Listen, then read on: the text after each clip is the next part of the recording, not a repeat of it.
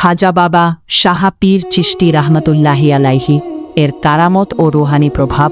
অলি আউলিয়াগণ সাধারণত তাদের কারামত বা অলৌকিক ক্ষমতা গোপন রাখতেই পছন্দ করেন, কারণ তাদের মূল লক্ষ্য মানুষের দৃষ্টি নিজের দিকে আকৃষ্ট করা নয়, বরং আল্লাহ তাআলার সন্তুষ্টি অর্জন এবং মানুষকে সত্য ও ন্যায়ের পথে পরিচালিত করা।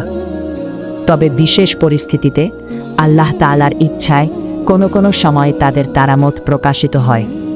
খাজা বাবা শাহ পীর চিশতি রাহমাতুল্লাহি আলাইহি এর জীবনেও এমন বহু ঘটনা বর্ণিত হয়েছে যা তার রুহানি প্রভাব ও আধ্যাত্মিক মর্যাদার সাক্ষ্য বহন করে।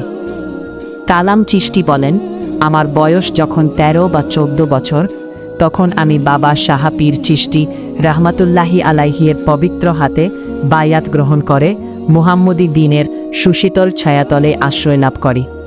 এরপর আমরা কয়েকজন মিলে আমাদের বাড়ির পাশের মসজিদে নিয়মিত জিকির, ফাতিহা ও বিভিন্ন ইবাদত বন্দেগীতে সময় অতিবাহিত করতে থাকি। আমাদের তরিকত গ্রহণের সংবাদ এলাকায় ছড়িয়ে পড়লে কিছু প্রভাবশালী ব্যক্তি এর বিরোধিতা শুরু করেন। আমার পিতাও তাদের কথায় প্রভাবিত হয়ে আমাদের বিরোধী অবস্থান গ্রহণ কর। ধীরে ধীরে আমাদের প্রতি তাদের বিদ্বেষ ও শত্রুতা বৃদ্ধি পেতে থাকে। আমার পিতা নানা উপায়ে আমার ইবাদত ও তরিকতের পথে প্রতিবন্ধকতা সৃষ্টি করার চেষ্টা করেন। এই অবস্থায় আমি অত্যন্ত কষ্ট পেয়ে কোনো উপায় না দেখে কাউকে কিছু না জানিয়ে দরবার শরীফে উপস্থিত হয়। উদ্দেশ্য ছিল হুজুর কেবলার কাছে আমার দুঃখের কথা জানানো। তখন হুজুর কেবলা তার বিশ্রাম কক্ষে অবস্থান করছিলেন। আমি যথাযথ আদব ও তাইমের সঙ্গে সালাম নিবেদন করলাম, কিন্তু আমি কিছু বলার আগেই তিনি বললেন, মা বাবার সন্তুষ্টিতে আল্লাহর সন্তুষ্টি নিহিত রয়েছে।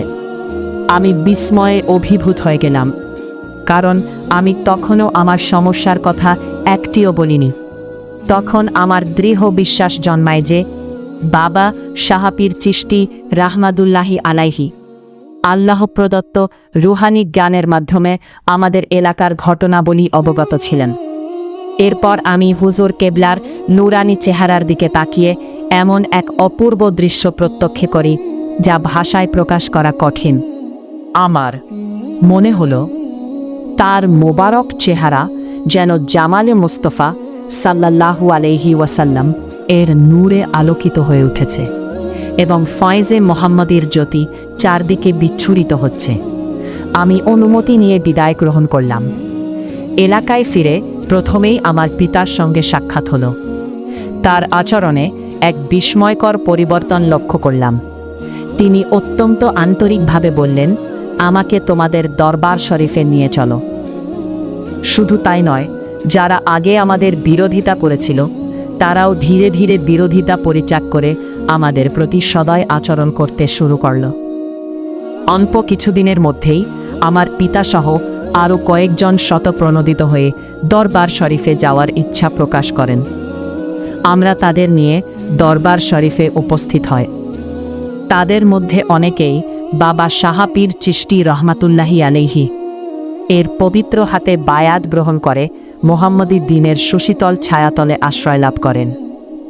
এই ঘটনার মাধ্যমে আমি উপলব্ধি করি যে বাবা শাহ পীর চিশতি রাহমাতুল্লাহি আলাইহি আল্লাহ তাআলার প্রদত্ত রুহানি ফয়েজের মাধ্যমে মানুষের অন্তরের অবস্থা সম্পর্কে অবগত হতেন এবং আল্লাহর ইচ্ছায় মানুষের হৃদয়ে সত্যের প্রতি আকর্ষণ সৃষ্টি করতেন।